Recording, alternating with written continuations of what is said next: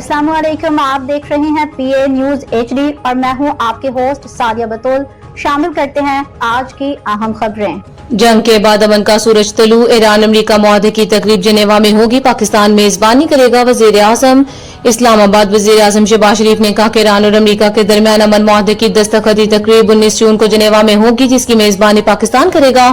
इन्होंने इस पेशरफ्तों की तो आलमी अमन के लिए एक तारीखी संगे मेल करार दिया। कौमी असम्बली इजलास से खिताब करते हुए वजीर आजम का कहना था कि अल्लाह ताला के फजलो करम से जंग की तवील रात के बाद अमन का सूरज तलू हो चुका है और दुनिया ने एक अहम तारीखी मरहला अबूर किया है। इनके मुताबिक तकरीबन 3 माह 16 दिन की तवील सवारती कोशिशों के बाद ईरान और अमरीका ने तमाम महाजों पर जंग के मुस्तकिल खात्मे का ऐलान किया, जो सफारतकारी और मज़ाकरात की कामयाबी है। वज़ीर आज़म शहबाज शरीफ का कहना था कि अमरीका सदर ट्रंप, ईरानी सुप्रीम लीडर मुश्तबा खामनाई, ईरानी सदर मसूद पज़ेश्कियान को मुबारकबाद पेश करता हूँ। मुश्किल हालात में दानिश और सब्र का मुजाहरा करने वाली मुज़ाकराती टीम भी मुबारकबाद की मुस्तहिक है। इस कठिन और सब्र आज़मा अमन में अमीर कतर तमीम बिन हमद के इंतहाई अहम किरदार का मोतरफ हूँ।